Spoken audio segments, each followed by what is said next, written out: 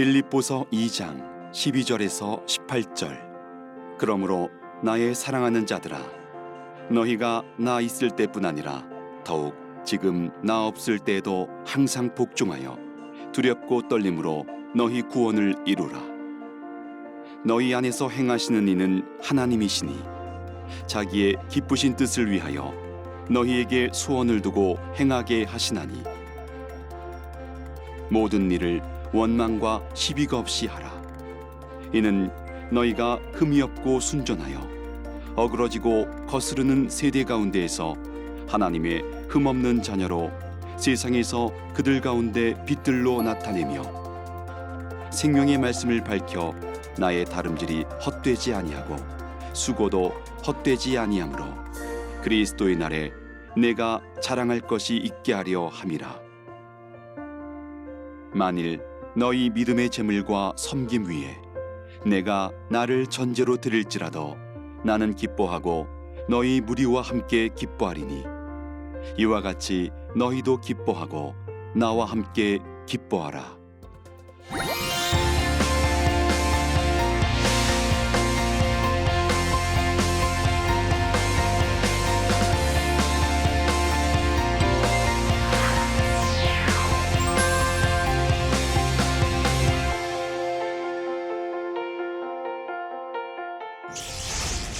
네, 안녕하세요. 반갑습니다. 저는 창의신교회 유상선 목사입니다. 지난주에 이어서 오늘 빌립보서 두 번째 강의를 시작하겠습니다. 빌립보서 2장은 특별히 그 천국 시민의 모델, 구원하는 모델이시죠. 예수님으로부터 시작해서 신자가 세상에서 어떻게 살아가야 되는지 그 부분으로 이어지고요. 그리고 이어서는 이제 예수 그리스도를 본받은 디모데와 또 에바브로디도를 소개함으로써 예수 그리스도를 중심으로 본받아 살아가는 것이 그렇게 이상적인 것만은 아니고 실제적으로 우리 삶에 가능한 것이다라는 것을 보여준다는 점에서 우리에게 힘이 되리라고 생각을 합니다.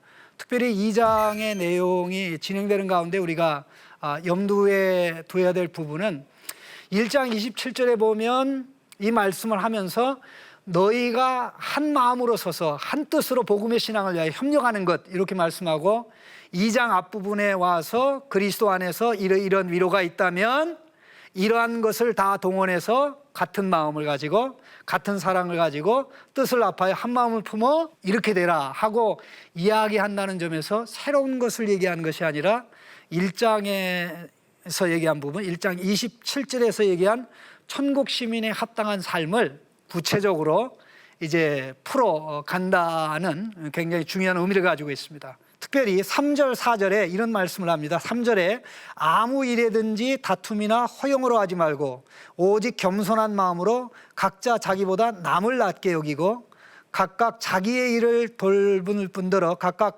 다른 사람의 일을 돌보아 나의 기쁨을 충만하게 하라. 이렇게 말씀을 하는데요. 이게 바로 1절, 2절에서 나오는 이 그리스도의 사랑, 또 그리스도 안에서 권면, 또 성령의 교제에 힘입어 우리가 하나를 추구할 때 그것이 나타나는 것은 이 겸손을 통해서 표현되고 나타난다는 것이죠. 그렇다면 이 겸손에 관한 부분을 이해할 필요가 있는데요. 이 겸손이라는 것은 어떤 관점에서 보느냐에 따라 두 가지 측면을 가지고 있는데요. 이 하나님 앞에서 가지는 측면, 그 다음에 이제 사람과 관계에서 가지는 측면. 그래서 이제 겸손은 이 하나님과 관련돼서 나타나는 측면이 하나님의 말씀을 듣고 순종하고 의지하고 기도하게 하는 거예요. 그 말씀, 하나님에게 반응하게 되면 그 열매는 이 좌우의 사람에게 나타나게 되죠. 뭐 예수 믿는 사람이든 안 믿는 사람이든 이렇게 드러나고 나타나는데, 바로 예수 그리스도를 믿고 섬긴다고 했을 때 예수 그리스도 속에 있는 그 섬김이 우리로 하여금 하나님 앞에서 엎드리게 만들고 사람 앞에서는 좌우의 사람들을 섬기게 한다는 점에 있어서 굉장히 중요한 측면을 가지죠. 이 겸손에 관한 것을 말씀하면서 이제 제일 먼저 얘기하는 것이 상대에 대한 평가입니다. 사람들을 어떻게 볼 건가 하는 이러한 내용인데, 여기 보면 겸손이라는 단어가 굉장히 재미난 게 그 낫다라는 단어에다가 또 이 생각하다라는 단어를 합쳐서 만든 게 이제 이 겸손이라는 단어인데요. 그러니까는 낮게 생각함. 그러니까 자기 자신을 과대평가하지 않고 바르게 평가해서 본다는 것이죠. 그 결과 어떻게 되냐면요. 겸손은 자신의 신분이 상대방에 비하여 낮고 천하다는 지속적인 생각과 태도에서 나오는 거죠. 자, 그러니까 결과적으로 어떻게 됩니까? 겸손이라는 것이 하나님 앞에 있으면 하나님 밑으로 들어가겠죠. 또 겸손이라는 것이 사람 앞에 있으면 그 사람을 섬기고 또 그 사람에게 어떻게 하든지 도움을 주려고 노력을 하겠죠. 그래서 우리가 들을 수 없는 표현 중에 하나는 바로 이런 표현입니다. 교만하여 타인을 나보다 귀하게 여긴다라는 말. 어디에서도 들어본 적도 없고 또 우리가 말한 적도 없는데요. 자, 한번 이 그림을 한번 보시면 내가 크면 내 주변의 사람들은 작아 보입니다. 무시의 대상도 되고 멸시의 대상도 되고 내가 섬겨야 될 필요성이 없다고 보겠죠. 그러나 반대로 내가 낮아지면, 내가 작다고 그러면 상대는 큰 거죠. 그러면 내가 말할 때도 조심해야 되고 내가 행동할 때도 조심해야 되고 이 모든 게 달라지는데 과연 예수님은 어떻게 보셨냐는 거죠. 우리를. 그러니까 예수님께서 이 땅에 오신 것은 2장 5절 말씀이 바로 그 내용인데 너희 안에 이 마음을 품으라 곧 그리스도 예수의 마음이니, 겸손에 관한 얘기를 하면서 아까 1장 27절에 예수 그리스도의 복음에 합당하게, 그러니까 예수 그리스도의 복음의 중심에는 예수님이 계시죠. 그럼 예수님의 마음은 이제 예수 믿는 우리의 마음이 될 수 있고 그 마음을 주시기로 하나님께서 결정하고 작정한 것이 복음의 선물이라는 거죠. 그런데 예수님의 겸손 한번 생각해 보시죠. 자, 아까 겸손의 양면성을 얘기했습니다. 하나님과 관련해서 또 사람과 관련해서. 근데 예수님 하나님과 관계에서 동등한 하나님이에요. 동등한 하나님인데 자기 자신을 무한히 낮추시지요. 그래서 하나님이 만든 사람의 모습, 종의 모습을 가지고 이 땅에 오셔서 사람을 대하는데 사람을 하나님 아버지의 시각으로 보죠. 사랑받을 가치는 없었습니다. 또 구원받을 가치도 없었죠. 다 죄인이요 경건치 아니한 자요 하나님의 원수가 된 그런 자들인데 아버지께서 사람들을 구원하라고 했기 때문에 그런 관점에서 볼 때 그가 구원해야 될 사람들은 너무나 크고 위대한 것이죠. 그래서 그걸 위해서 모든 시간과 에너지, 정성, 인생을 다 바쳤죠. 이 말씀을 한마디로 요약하는 것이 2장 6절에서 8절의 내용인데요. 그는 근본 하나님의 본체시나, 이 말이 하나님과 동등한 분이라는 얘기예요. 아버지 하나님, 아들 하나님, 성령 하나님 있는데 아버지 하나님도 100% 하나님, 아들 하나님도 100% 하나님, 성령님도 100% 하나님인데 특별히 유일하게 100% 동등하게 하나님 되신 아들 예수님이 이 하나님 자리를 양보하고 뭐 하나님 되심을 포기한 건 아닙니다만은 감추시고 종의 모습으로 이 땅에 나타나서 이제 낮추셨는데 그 낮아짐의 최고 낮은 점이 저점이 예수님의 십자가의 죽음이라는 거죠. 자, 그러면 우리가 본받아야 될 예수님을 얘기하면서 이렇게 3단계로 우리가 생각할 수 있는데 또 1단계, 2단계는 예수님이 하신 거고 3단계는 예수님이 그렇게 하신 거에 대해서 아버지께서 반응한 그런 내용인데요.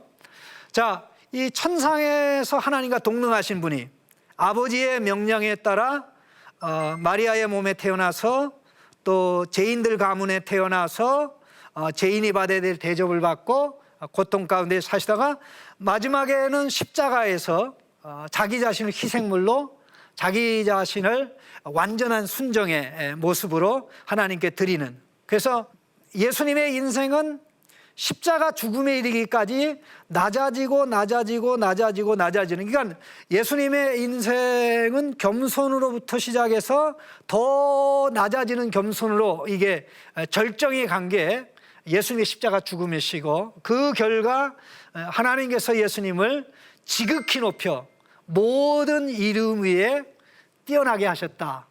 그래서 땅에 있는 사람이나 땅 아래에 있는 사람이나 누구든지 예수 그리스도의 무릎 앞에 무릎을 꿇으면서 그를 주님이라고 고백하게 되었다라는 이 말씀을 하면서, 바로 우리가 믿는 예수님이 그러한 분이기 때문에 우리가 가는 길은 예수님의 겸손의 종족 혹은 발자취를 따라서 한 걸음 한 걸음 가게 되는데, 그렇게 간다고 그랬을 때 어떤 일이 일어나냐? 결국 사람들을 섬긴다는 것이죠. 결국 사람들에게 유익을 준다는 것이죠. 내 유익이 먼저냐, 내게 편한 것이 먼저냐가 아니라, 내가 이런 선택을 할 때 사람들에게 무슨 유익이 있냐, 무슨 혜택이 있냐라는 것을 예수 그리스도에게서 발견하고 예수 그리스도에게서 보고, 또 실제적으로 복음의 능력을 예수 그리스도로부터 받아서 그 삶으로 나아가는 것이죠.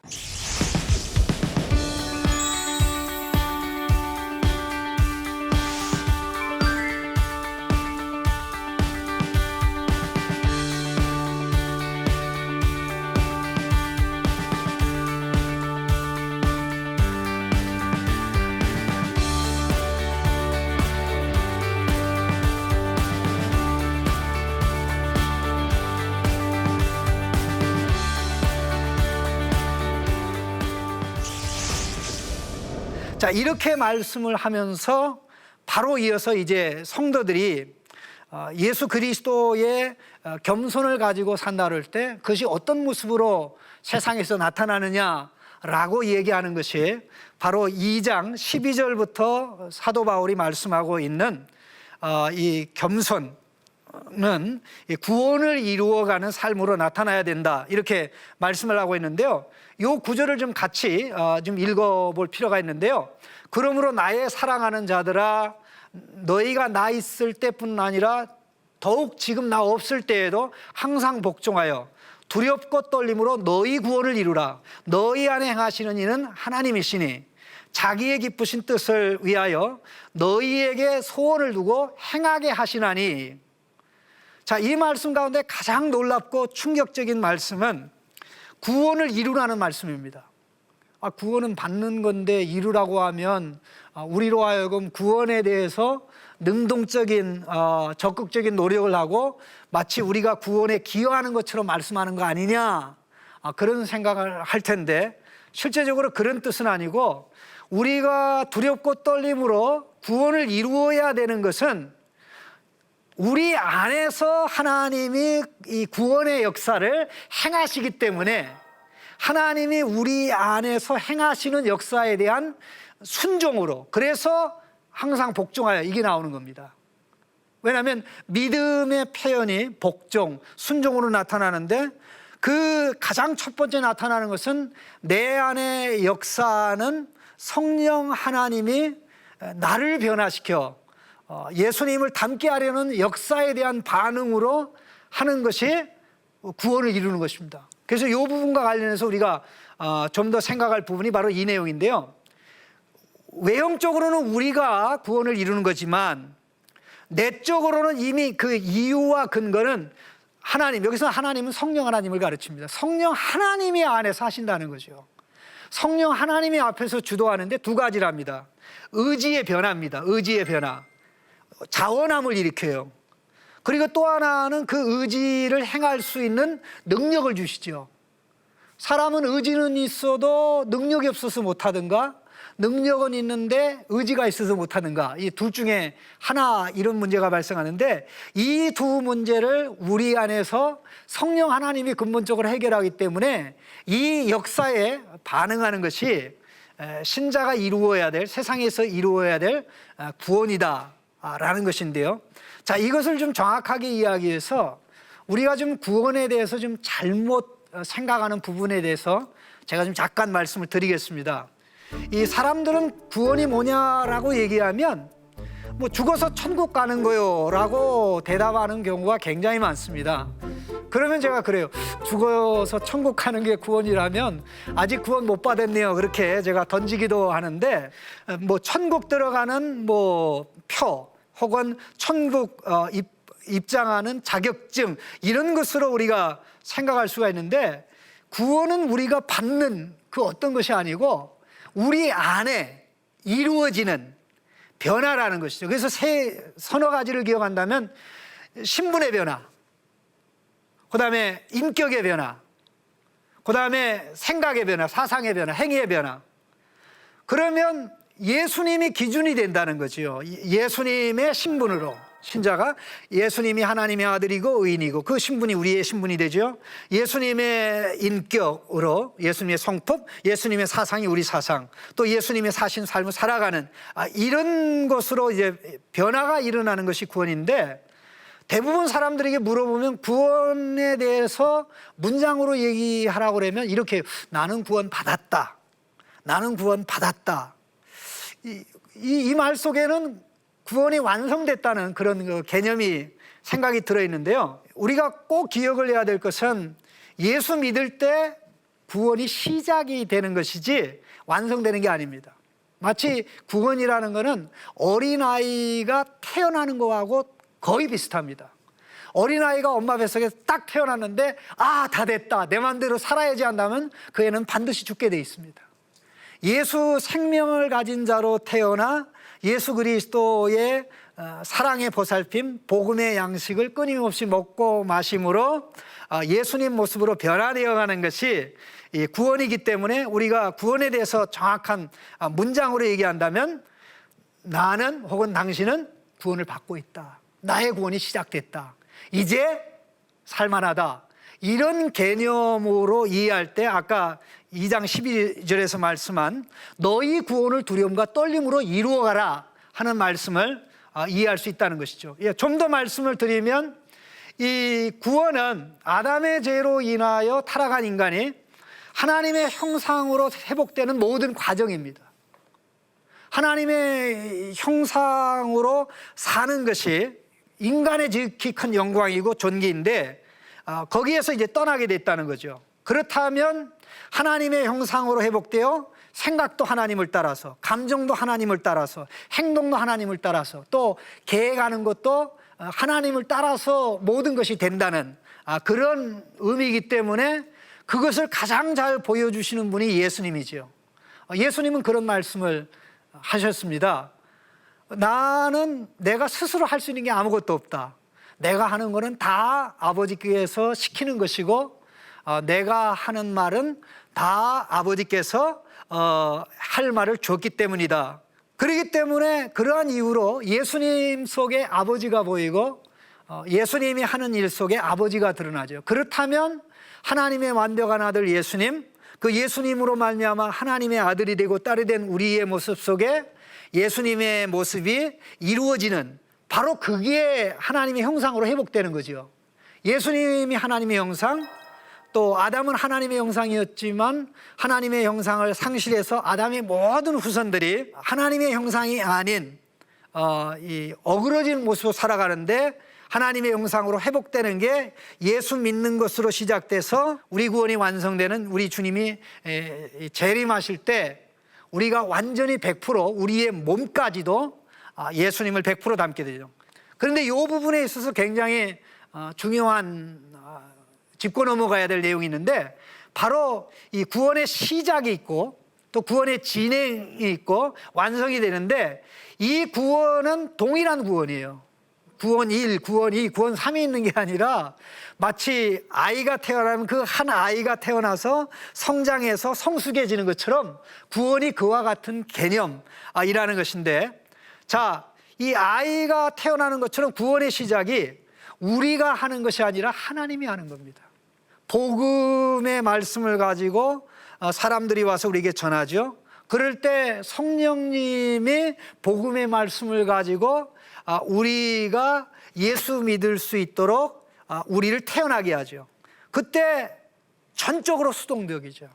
우리가 하는 게 아무것도 없어요. 우리가 태어남을 당한 것이지 스스로 노력해서 뭐 허물을 벗고 아니면 알을 깨고 태어난 게 아니죠.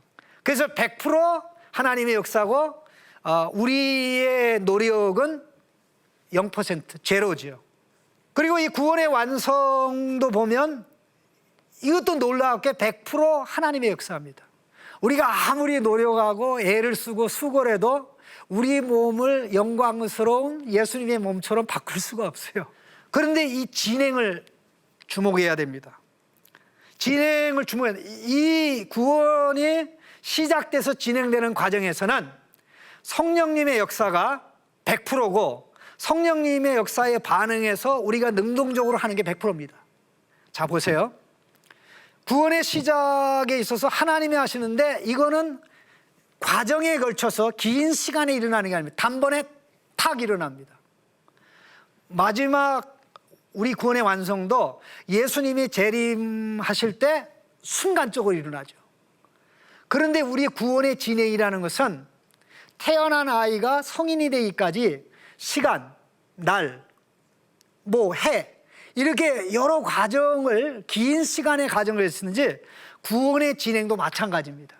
그런데 놀라운 사실은 이 모든 과정에 있어서 성령 하나님이 주도권을 가지고 하나하나 이끌어 가신다는 거죠. 그렇다면 성령님이 이끌어 가실 때 성령님의 역사에 반응해서 행동하는 만큼 우리의 구원이 이루어가는 것이죠. 우리 가정에서 얘기하면 갓 태어난 아이가 엄마 아빠의 사랑을 받고 양육을 받으면서 경건 훈련을 하고 또 인생 훈련을 하고 또 사회인으로서 어떻게 살아가야 하는지 배우듯이 모든 것이 자기 프로그램으로 되는 게 아니라 부모의 프로그램으로 진행되듯이 성령 하나님의 프로그램에 의해서 하나하나 진행된다는 점에서 놀라운 사실은 우리가 하는 것이 아니라 우리 안에서 성령님이 역사하는, 우리 안에서 성령님이 역사하는 것은 실제적으로 예수님이 역사하는 것이고 또 하나님 아버지가 역사하는 것과 다를 바가 없기 때문에 그야말로 이것보다 다이내믹하고 이것보다 역동적이고 정말 기대되고 신나는 삶이 없다고 할 수 있습니다.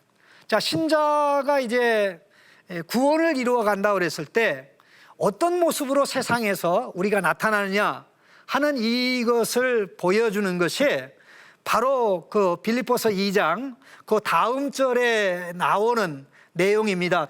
이는 너희가 흠이 없고 순전하여 어그러지고 거스르는 세대 가운데서 하나님의 흠없는 자녀로 세상에서 그들 가운데 빛들로 나타나며, 이 말씀인데요.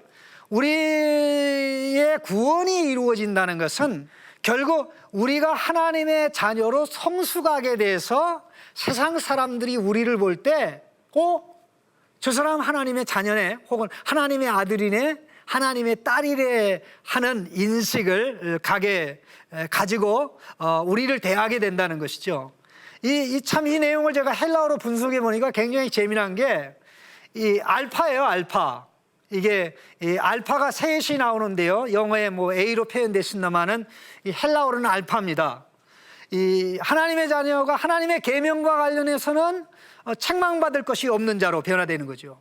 그러니까 계명과 관련해서 책망받을 것이 없는 사람이라는 것은 하나님이 하지 말라는 건 안 하고 하라는 것을 한다는 거죠.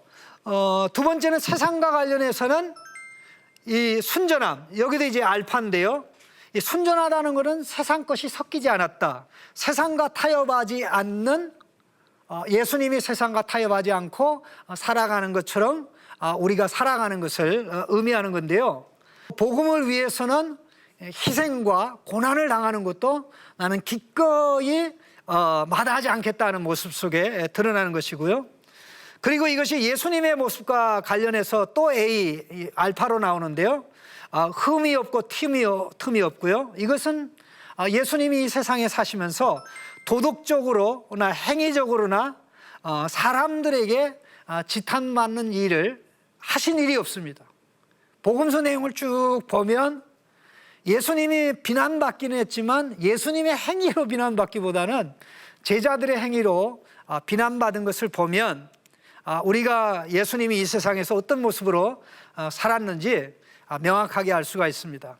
자, 이런 내용을 정리해 본다면 이렇게 정리할 수 있을 것 같은데요. 세상에 있지만 세상에 속하지 않고 세상에 있기 때문에 세상과 격려되는 것이 아니라 세상 속에서 차별된 삶을 살아가고 이 세상에서 예수님의 모습을 가지고 살아갈 때 결국 저게 하나님의 자녀이구나 라는 인식을 사람들이 하게 된다는. 그럼 어떻게 할 때 이게 가능한가라고 그럴 때 이것은 우리가 성령의 역사로 구원을 이룬 만큼 세상 사람과 구별되게 하나님의 자녀로 살아가게 되는 겁니다. 이런 삶을 살아가는 데서 굉장히 중요한 역할을 하는 게 생명의 말씀을 붙잡고 사는 거예요. 그래서 16절에 나오는 내용이 생명의 말씀을 밝혀라고 되어 있는데 이거는 하나님의 말씀을 놓치지 않고 꽉 잡고 살아가는 삶이라고 할 수가 있겠습니다. 자, 그리고 이제 마지막 부분으로 이 예수 그리스도의 그런 모습을 가지고 살아간 두 인물을 얘기하는데 그 중에 하나가 디모데입니다. 디모데에서 바울은 설명을 하면서 정말 놀라운 평가를 합니다. 이 다른 사람들은 자기들의 일을 추구하는데 디모데는 자기의 일이 아닌 바울의 일을 챙기고 성도들의 일을 챙겼다 이렇게 얘기하고요. 그리고 이 디모데에 대해서 좀 더 설명하기를 자식이 아비를 대하는 심정으로 바울을 섬겼다. 바로 이 모습이야말로 예수님의 모습이고 바울이 예수님 닮아서 지금같이 견지했던 살아갔던 그런 모습이죠. 이 내용은 이 에바브로디도에게도 그대로 나타납니다. 근데 이 놀라운 결정 과정에 중요한 부분이 뭐냐면요. 이 에바브로디도에 대해서 사용하는 이 용어가 굉장히 다양합니다. 내 형제, 동역자, 동료 군사, 너희가 나를 섬기기 위해서 보낸 심부름꾼, 그 다음에 사역자 이런 것들을 쭉 얘기하는데 이 에바브로디도가 빌립보 교회를 대표해서 섬긴 그 섬김을 요약하기를 거의 죽음에 이를 병에 걸릴 정도로 자기를 챙기지 않고 나를 섬겼다. 에바브로디도 속에 누가 있는 겁니까? 예수님의 모습이 있었던 것이죠. 예수님의 모습이 바울에게 있고 1장에 이제 예수님의 모습을 가지고 산 모습이 빌립보 교회 성도들에게 나타났는데 이런 내용들을 우리가 다 정리해 본다면 우리가 몇 가지 질문할 수 있죠. 과연 내가 추구하고 있는 것은 무엇인가? 헛된 영광을 버리고 예수 그리스도를 내가 본받는데 목숨을 걸고 있는가? 걸어야 되겠다는 생각이 필요하겠고요. 그리고 두 번째는 과연 내가 이 세상에서 하나님의 자녀로 구별되게 살아가고 있는가? 구원이 이루어지는 만큼 구별되는 것은 자동적으로 드러납니다. 그래서 저기 예수 믿는 사람 있네, 저기 하나님의 아들 예수님의 동생 있네라고 칭송을 받겠죠. 또 우리 주변에 그런 성도들이 디모데나 에바브로디도 또 바울과 같은 모습을 가지고 산 성도가 있다면 나 그분하고 좀 사귀어야지, 아니면 내가 그렇게 돼야지 하는 모습을 가진다면 참 교회가 얼마나 아름답고 세상이 얼마나 우리 크리스찬을 보고 칭송하겠나라는 생각이 듭니다. 자, 오늘 강의 여기까지 하겠고요. 그리고 다음 주 강의는 3강으로 들어가서 바울이 예수 그리스도를 자랑하고 기뻐하는 가운데 예수 그리스도를 알고 누리고 나누는 그 내용에 대해서 말씀드리겠습니다. 대단히 감사합니다.